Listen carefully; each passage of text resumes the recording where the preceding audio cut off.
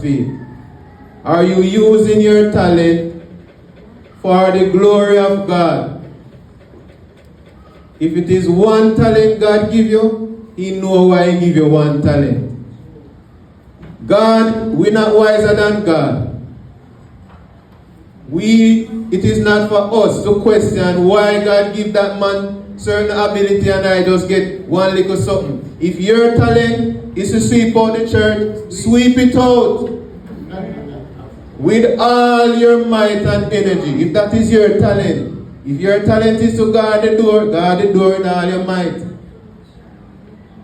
I am just using the least because sometimes we look and we compare ourselves, and that is a very problematic thing.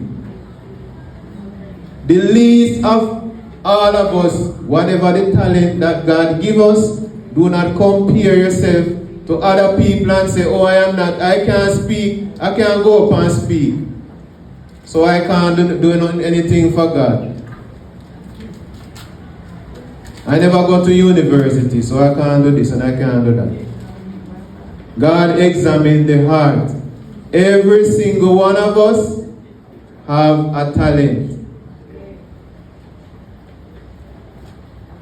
The Lord is not miserly distributing His gifts, and is not partial to anyone. Human beings are partial. We exercise partiality every day, including myself. Always God says we know if we do it with partial. Because we talk to who we want to talk to, and we skin up the mouth on who we want to skin up the pan. Even in our mind we curse people, no? Yes. But our Lord is not like that. Our Lord, He gives to every single one of us according to our ability. He is not partial. And that is why whatever the talent that God give you, if you don't utilize it, you're not going to hear, well done, thou good and faithful. You're not going to hear that. We're not going to hear that. We want to hear, well done. Just examine yourself. If you know you never do so, if you're at your workplace and you know you take a lazy day, you don't do anything, you're really expecting to stretch your hand to get something. Deep down in your heart, if you know you're not striving toward your salvation, you slack off. You come church when you feel like, and when nobody not looking, you go around the corner and do some other things. Right? And you say nobody is seeing you, right? Because God not seeing me, because as long as the priest not see me, you look we see. The church small and the community small. The Ethiopian Orthodox church small. So the brothers them now, no brother and sister now go put me up somewhere else. Right? I do anything when we're not supposed to do, right? So we hide and do a thing, right? But they don't talk to me. Okay. Yes. I have to tell you, every single one of us, God is seeing us. Psalms 139, it says, where can I go that the Lord is not seeing me when I do whatever? Where can you tell me where you can hide? He created the light, and He separate the light from the darkness. Where can you go and hide from God? Tell me. So God is seeing all of us. He sees those who are working hard, and He sees those who are lazy. He sees those who are working hard, and He sees those who are lazy. And if you're lazy, don't look for anything great. If you're lazy in your spiritual life, because the laziness I'm talking about, some of us are very hard workers, you know. We work very hard, you know, but we are working hard at the wrong thing. We're working hard at doing evil.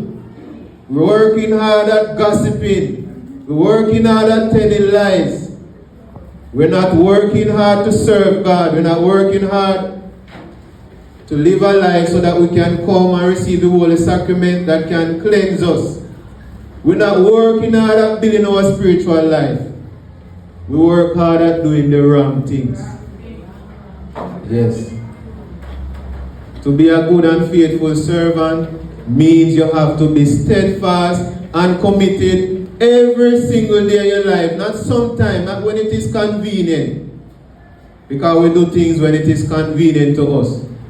When we feel a good pain in our body or sickness are come near, that is when we call it out to God. And when you're strong and healthy and hearty and have the ability to do the work of God, you slack off. That is what a good and faithful servant is. They are steadfast all the time.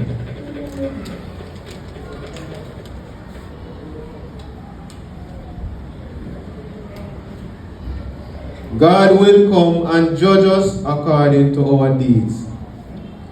How one invests his or her potential in time indicates one attitude towards God. Therefore, everyone based on talent given through the sacrament of the church are expected to work on those talents and bring interest by the time our Lord and God will appear. So at the time of baptism, when the priest blesses that water, you go down in the water, you come up, and the priest anoints you. That anointment is that the priest anointing you is the Holy Spirit. The Holy Spirit gives you that talent from that time. Talent is something that you have to work on, you have to master it. You work on it till you master, till you reach perfection. That is what talent is. You work on it like an investment. Like those people who get their money and they put it in a good investment and wait on the return. And when the return come big, them have the money to do all kind of things. They become wealthy. We don't want to be wealthy in this life. We want to be wealthy in the life to come. If you believe that there is going to be a judgment, my brothers and sisters, if you read St. Matthew 25, we stop at 30, but if you go beyond that, it talks about when the Son of Man shall appear in all his glory.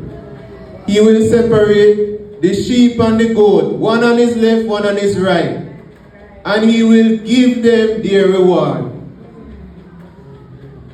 This is not a joke thing.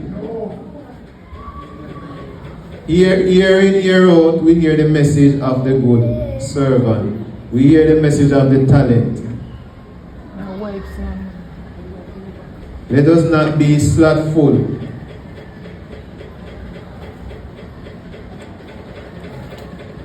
What lies ahead of you and me is a question of life and death. None of us is promised tomorrow.